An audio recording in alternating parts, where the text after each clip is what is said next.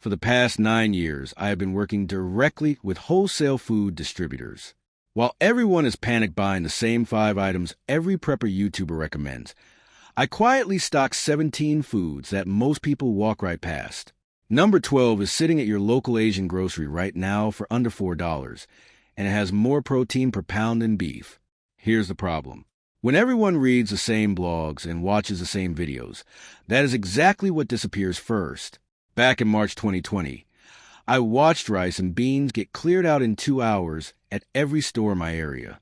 But there were 17 other foods just as nutritious, just as shelf-stable, sometimes cheaper, sitting fully stocked the next day. Nobody touched them.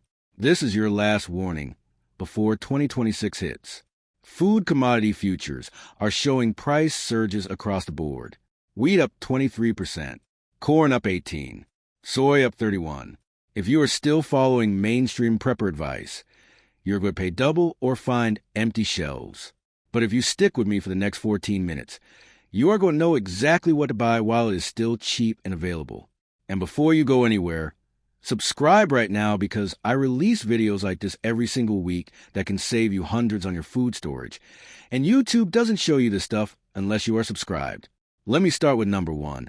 And this one sounds boring, but it is absolute gold. Pearl barley. Not the fancy, hulled kind. Just regular pearl barley. Here's what nobody talks about. Barley has more fiber than oats, more protein than rice, and cooks in 20 minutes without soaking. I opened a jar from 5 years ago last month. Tasted perfect. No off flavor. No weevils. Nothing. During a cold snap last February when our power was out for 4 days, I cooked barley on a camp stove with just bouillon cubes and dried onions. My kids ate 3 bowls each. Here's what I do. I buy the 5-pound bags at Winco for $3.47. I pour them into food-grade buckets with gamma lids. That's it. No oxygen absorbers needed for this. Meanwhile, preppers are spending $6 a pound on freeze-dried rice that tastes like styrofoam. Most people ignore barley because they think it is only for soup. Dead wrong. You can use it exactly like rice. Stir-fry it. Make a pilaf. Mix it with canned tomatoes and chickpeas. And here is the shortage-proof part. When rice shelves go empty, barley stays stocked because the mainstream prepping community has never put on their lists. Look, food prices are rising faster than most people can keep up with. I've done the math for you and put together a free emergency pantry blueprint that lists the exact 17 items you must keep, which you can buy from any store. It can feed your family for 3 weeks and costs less than 2 takeout orders. You can grab it for free at the link in the description so you can stop worrying and start actually prepping. Number 2 is going to surprise you. TVP, textured vegetable protein. Before you click away thinking this is vegan hippie food, hear me out. 1 pound of TVP rehydrates into 4 pounds of something that tastes shockingly close to ground beef. I am not saying it is beef, but when you mix it with taco seasoning or spaghetti sauce, your brain does not care. Just 1 cup of dried TVP has 50 grams of protein.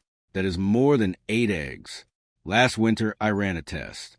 I made chili with half ground beef, half rehydrated TVP. I did not tell my family.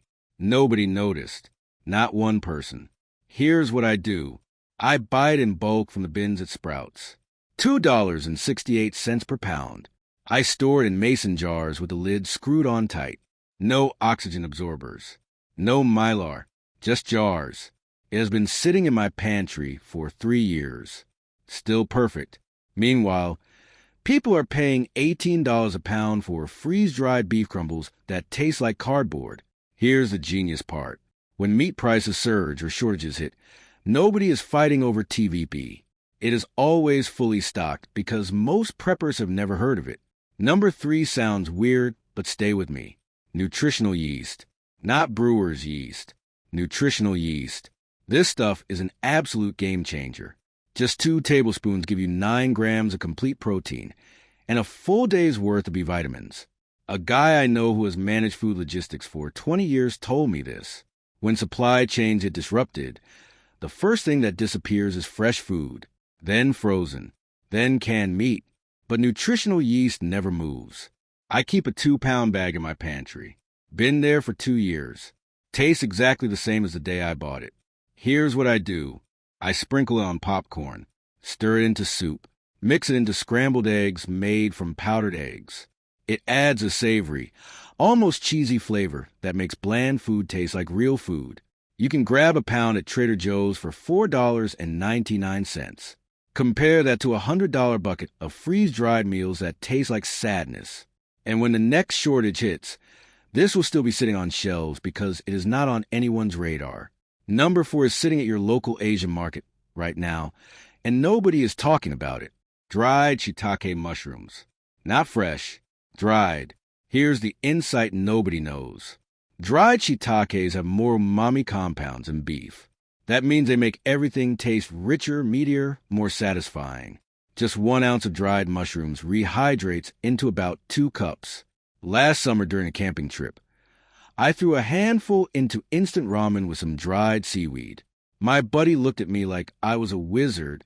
He said it tasted like a real restaurant. Here's what I do.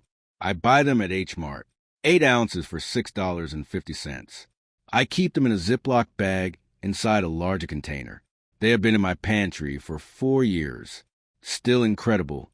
You just soak them in hot water for 20 minutes, and the soaking liquid becomes a base for your soup or rice. Meanwhile, preppers are buying bouillon cubes with sketchy ingredients and zero nutrition. Here's why they survive shortages. Most preppers are buying mainstream stuff. Dried shiitakes are niche enough that they never get touched. Number 5 is going to sound too simple, but it is critical. Dried lentils. Not canned, dried. Red lentils specifically. Here's what makes red lentils different. They cook in 15 minutes without soaking. No other dried legume does that. Black beans need an hour. Chickpeas need 2. Red lentils are ready in 15. I opened a jar from 2019 last week. Cooked perfectly. A woman I know who works in international food distribution told me red lentils are the most underrated survival food in America. High protein, high fiber, cooks fast, stores forever. Last winter during a power outage, I made red lentil stew on a portable burner. 1 pot, 20 minutes. Fed 4 people. Here's what I do. I buy 10-pound bags at Indian grocery stores for $12. I pour them into half-gallon mason jars. That's it. Compare that to freeze-dried chili at $9 for a single serving. And here's the shortage-proof part. When the prepper crowd clears out black beans and rice, red lentils stay untouched because they are not on the standard lists. Number 6 is pure genius and costs almost nothing. Dried seaweed, specifically nori sheets and wakame flakes. Here's the fact that will blow your mind. Just 1 sheet of nori contains more iodine than most people get in an entire week. Your thyroid needs iodine. Not wants, needs. Without it, your metabolism shuts down. During long-term food storage scenarios, iodine deficiency is a real risk. I keep a 50-pack of nori sheets in my pantry. Cost me $5 at an Asian market 2 years ago. Still crispy. Still perfect. Here's what I do. I tear up a sheet and drop it into rice while it's cooking. You don't even taste it, but your body gets what it needs. Or I crumble it over scrambled eggs. Takes 5 seconds. Meanwhile, people are buying iodine tablets that expire in 2 years and taste like poison. Here's why this works during shortages. Seaweed is niche. Most preppers don't even think about it. When rice and beans are gone, seaweed is still fully stocked. Number 7 is controversial, but I am going to say it anyway. White rice over brown rice. I know, everyone says brown rice is healthier. And in normal times, fine. But for long-term storage, white rice wins every single time. Here's why. Brown rice has oils in the brand that go rancid. White rice lasts 30 years in a bucket with an oxygen absorber. I have jars of white rice from 2015. Still perfect. A guy who has been in food science for 18 years told me this. Brown rice stored improperly tastes like paint thinner after 2 years. White rice stored properly lasts longer than you, or I will be alive. Last year, during a week-long storm, I cooked white rice every day. Ate it with canned vegetables with TVP with nutritional yeast. Never got sick of it because I rotated what I put on it. Here's what I do. I buy 25-pound bags of jasmine rice at Costco for $16. I repack it in 5-gallon buckets with oxygen absorbers and gamma lids. Compare that to $6 a pound for instant rice packets. And when the next shortage hits, white rice might be gone fast, but at least it actually stores correctly, unlike brown. Number 8 is a total game changer. Bouillon cubes. Not the liquid kind. Cubes. Specifically the ones in the ethnic food aisle, not the name-brand American ones. Here's what nobody tells you. Bouillon cubes turn plain water and bland carbs into something your brain registers as a real meal. Food monotony causes decision fatigue. Boring food makes you stupid when you need to be smart most. I keep 6 different flavors of bouillon in my pantry. Chicken, beef, vegetable, shrimp, pork, mushroom. Cost me maybe $12 total. They have been there for 3 years. Still dissolve perfectly. Here's what I do. I drop a cube into the water when I am cooking rice or barley. Or I make a quick broth and cook dried lentils in it. Takes 0 extra effort. Meanwhile, preppers are buying pre-made freeze-dried soups for $8 a serving that tastes like cardboard. Here's the shortage-proof magic. Bouillon cubes are boring. Nobody panic buys boring. When shelves get cleared, bouillon is still sitting there because it doesn't look like survival food. Number 9 is sitting in the baking aisle right now, and almost nobody thinks about it. Powdered milk, not the refrigerated kind. The shelf-stable powder in the box. Here's the insight nobody knows. 1 box of powdered milk gives you calcium, protein, and fat for pennies per serving. Your body needs fat. Not wants. Needs. Fat is how your brain works. Last winter, I made hot cocoa with powdered milk and a little sugar during a cold snap. My kids didn't even notice it wasn't fresh milk. A woman I know who works in emergency logistics told me powdered milk is one of the most underrated foods for long-term storage. High nutrition density. Last year's. Costs almost nothing. Here's what I do. I buy the big carnation boxes at Walmart for $9. I keep them in the original box inside a larger plastic tote to keep moisture out. Compare that to freeze-dried milk at $25 for half the amount. And here's why it survives shortages. Powdered milk is not glamorous. It is not on trendy prepper lists. When fresh milk is gone, people buy evaporated milk first. Powdered milk is the last thing touched. Number 10 is pure survival gold. Canned tomato paste. Not sauce. Not diced tomatoes. Paste. Here's why paste is different. It is concentrated. 1 small can tomato paste has the same flavor and nutrition as 4 cans of diced tomatoes, but takes up a quarter of the space. I have cans of tomato paste in my pantry from 2018. Opened one last month. Tasted perfect. A guy who has managed grocery distribution for 2 decades told me tomato paste never goes bad as long as it isn't dented or rusted. Here's what I do. I buy the 6-ounce cans for 69 cents each at grocery outlet. I use 1 can to make an entire pot of spaghetti sauce, chili, or soup. You just add water and seasoning. It is dead simple. Meanwhile, preppers are buying canned spaghetti sauce in jars that cost 3 times as much and take up 3 times the space. Here's why this works. Tomato paste is boring and small. When people panic buy, they grab the big obvious stuff. Paste stays on shelves. Number 11 is going to feel too easy, but it is critical. Dried onion flakes. Not fresh onions. Not frozen. Dried flakes. Here's what makes dried onions genius. Fresh onions spoil. Dried onions last 5 years minimum. Just 1 tablespoon of dried onion flakes equals 1 medium fresh onion. I opened a jar from 2019 last week. Still smelled strong. Still rehydrated perfectly. Last spring, I made fried rice with dried onions, a bouillon cube, and white rice. Took 12 minutes. Tasted like takeout. Here's what I do. I buy the big containers at Costco for $6. I keep them in the pantry in the original container. No special storage needed. Compare that to buying fresh onions every week that rot in 3 days if you forget about them. And here's the shortage-proof part. Dried onions are in the spice aisle. When produce sections are cleared out, nobody is thinking about the spice aisle. Number 12 is the one I tease at the beginning. Dried chickpeas. also called garbanzo beans. Here's the fact that changes everything. Dried chickpeas have more protein per pound than beef, 21 grams per cup, and they cost 99 cents a pound at any Indian or Middle Eastern grocery store. I have a 5-gallon bucket of dried chickpeas in my garage. Been there for 6 years. I cooked some last month. Perfect texture, perfect flavor. A guy I know who works in international food logistics told me chickpeas are the most underrated survival food in the Western world. Here's what I do. I soak them overnight, then pressure cook them for 30 minutes. Or I skip soaking and just cook them for an hour. I mash them into hummus. I fry them with spices. I throw them into rice and barley dishes. Meanwhile, preppers are buying canned chickpeas for $2 a can that have 6 servings max. Dried chickpeas give you 50 servings for the same price. And when shortages hit, dried chickpeas stay stocked because they are not on mainstream lists. Number 13 is so cheap it feels illegal. Dried split peas.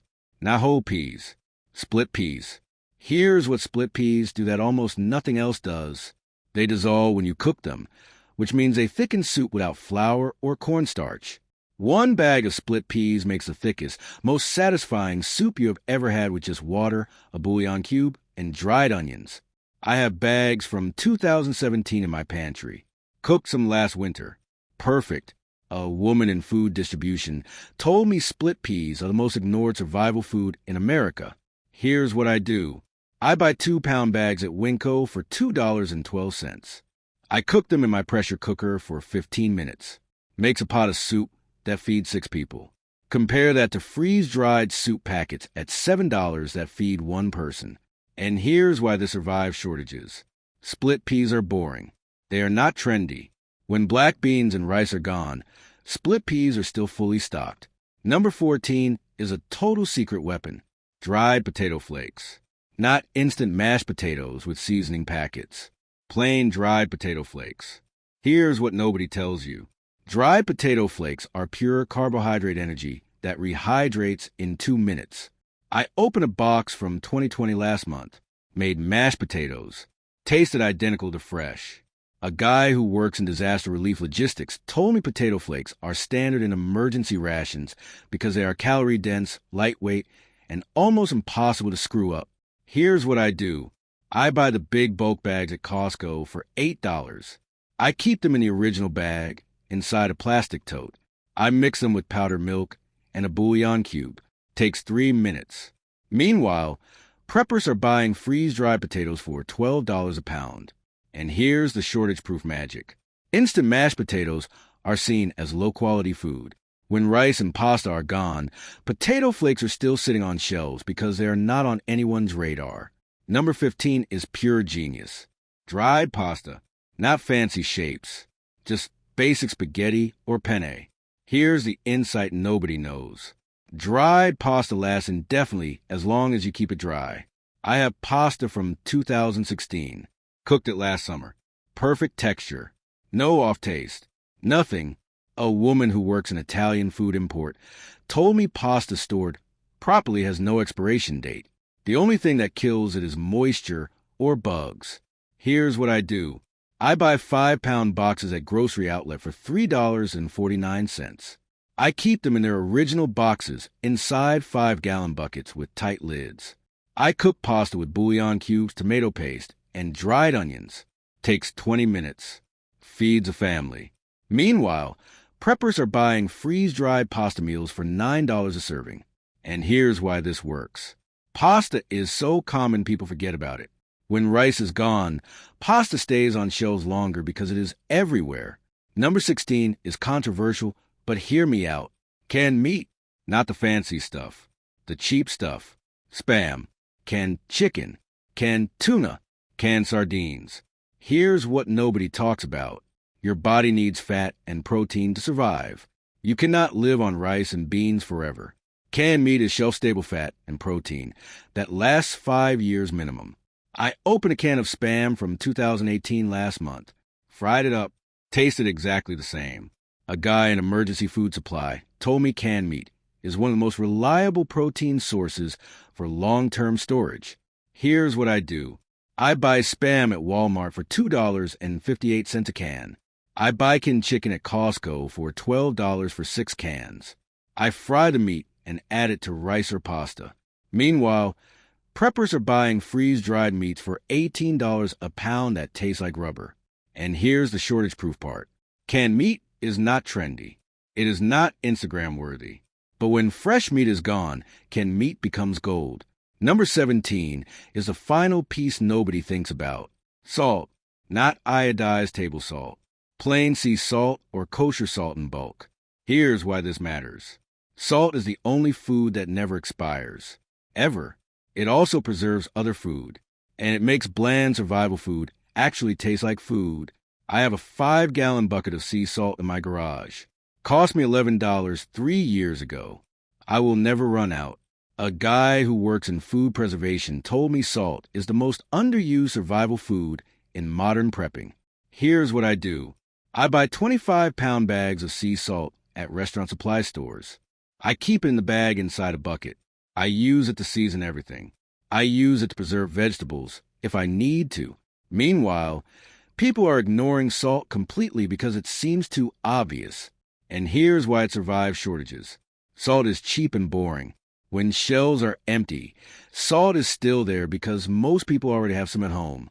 While everyone else is fighting over the same tired prepper foods, you now know 17 items that are cheaper, easier to store, and will actually still be available when the next shortage hits. Drop a comment telling me which of these you're going to stock up on first. And next week, I am revealing the 9 tools everyone thinks are essential for survival, but are actually completely worthless in a real collapse scenario. Trust me, you do not want to miss that one.